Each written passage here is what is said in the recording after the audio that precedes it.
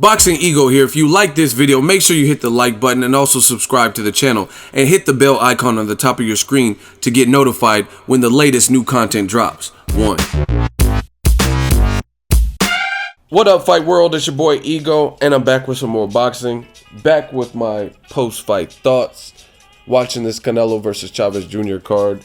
And I want to talk about Lucas the Machine Matthysse of Argentina versus Emmanuel Taylor, former Adrien Broner, former Kareem Mayfield opponent at 140 pounds. Make sure you smash the like button, also subscribe to the channel. Now, I thought Lucas looked solid. Lucas was coming off of a very long layoff. I think it was 18, 19 months. Before that layoff, he had a WBC title fight for the vacant WBC title. Danny Garcia moved up from 140. Danny Garcia beat Lucas Matthysse. Moved out of the 140-pound division to pursue a career at welterweight 147. Left behind that WBC title.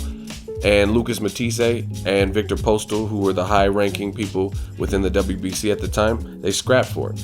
And Victor Postal frustrated Lucas Matthysse, and the Iceman iced Lucas Matthysse. So I was going to pay attention to this fight because I want to see how Lucas Matthysse bounces back, again, moving up to the welterweight division like Danny Garcia, but he's been on a long layoff and he got stopped, unlike Danny Garcia when he moved up. So welterweight is already stacked, so I'm always anxious to see what transpires and if we have new faces or new talents. And overall, I thought Lucas Matthysse, he looked good, but I gotta say this, actually, let me tell you what he looks good, and I'll save that for the end. But Lucas Matthysse, I had him winning every round versus Emmanuel Taylor. I thought his combination punching was still there. He looked a little bit slower, though. He looked like he had a little bit more hand speed. I don't know if it's because he's been out of the ring so long, maybe some ring rust, or maybe that's just because he moved up and he's carrying more weight, but he looked a bit slower. But the thing with these Argentine fighters, the fighters from Argentina, I don't know what it is in the schools, the boxing schools that they teach, but they're awkward as hell. Like, even like standard punching and stuff, it just, the way they throw them is like chopping. Like Maidana, guys like Sergio Martinez was even awkward, hands by his waist. Diego Chavez, is awkward, and Lucas Matthysse, I don't know. And a lot of those guys have power too. So he was setting Taylor up from round one. Like I said, I gave him all the rounds. I didn't really see anything bad. The only thing bad was Lucas Matthyse's haircut. He always has like weird tail, rat tail, and mohawk. His hair looked really weird to me, but maybe it's a Argentina thing. But as far as his fight game, he did what he was supposed to do.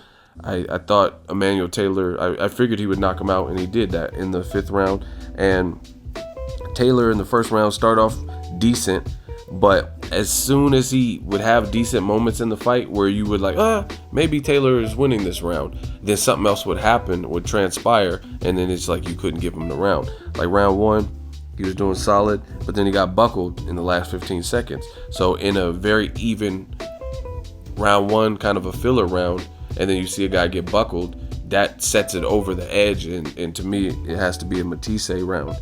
And it's funny because I said some tweets right after the 1st round, and it turned out to be true. I said Taylor on my Twitter, I do the round by round tweets a lot of times. I said Emmanuel Taylor about to get knocked out if he doesn't find a way to deter Lucas. Matthysse setting him up. He looks slower but strong and sharp. And I followed up and said, if Taylor lay on them ropes much more, he's a goner. And if you watch the fight in the 5th round, guess what set up the knockout, right? Laying on the ropes. I don't know what it is. Fighters need to fight. Like, you have whatever size ring you have, you got to fight your style. There's honestly, I can only think of a handful of fighters who I feel are excellent against the ropes. And one of them is Floyd Mayweather, and it's just because his timing, his accuracy, he's calm. People get on the ropes and get scared, you know what I mean? Especially against punchers. And they don't have a tight enough defense. Their defense is too leaky to be on the ropes for long periods of time, right? And I just don't understand why a guy like Emmanuel Taylor, who is a 140-pounder, and you could say Lucas Matthysse is a 140-pounder too, so they were both moving up, to be fair. However, it just doesn't make sense because most people if you had a punching meter, most people would say Lucas is clearly the harder puncher. So why be on the ropes with a guy like that? Again, the Argentina style, a lot of those guys are awkward. You know what I mean? You've seen Diego Chavez giving Keith Thurman some problems. Round 3, Lucas Matthysse had a knockdown. This is a 10-8 round, and I was just saying he needs to pace himself because he's moving up and he's on a long layoff. But there's a moment in the round, I think it was that round, where it was an accidental clash of heads and Taylor tried to jump on him, and then ref Jay Nady or whoever it was got mad, and then in the end it was a 5th round knockout. It's just a systematic breaking down of a person, and Taylor just he didn't have enough to deter Lucas Matthysse from pushing forward and letting his hands go. Even though, like I said, Matthysse looked a little bit slower to me, a touch slower. He was them hard shots. You can hear him, like he's throwing with conviction. So his confidence looked good in that regard. But this is what I was going to say at the beginning of the video, and I decided to save it to the end. This was the good way to get a win back in the win column against a guy who, you know what I mean, tough guy, a guy who gave Broner a tough fight. He gave Kareem Mayfield a loss, even though he got knocked down in that fight. But to be honest, Broner knocked him down, and also Kareem Mayfield knocked him down, and he lost to Orozco. So to me, I knew Lucas Matthysse would clearly be the favorite and most likely win, unless he was like super faded and he had a long chance to re-energize and think about things. He has a new trainer, new situation with Joel Diaz. So this was a good win, but it's easy for casual boxing fans to get fooled by performances like this because, like I said, I don't really have anything bad. This was the right type of fight for Lucas Matthysse. This was a good, sharp performance by Lucas Matthysse. But what I'm going to say, you got to understand, casual fans will look at, oh, he's back, the machine's back. To me, this doesn't mean he's back because the welterweight division is stacked, right? I don't know that he could beat like even the Luis Collazo, the guys who have been fighting at 147, pretty good size frame, stuff like that. Could he beat a Sean Porter, Keith Thurman, Danny Garcia in a rematch? Those guys all have more experience acclimating to 147. So although it was a very good, strong performance, it was a performance that he needed versus Emmanuel Taylor.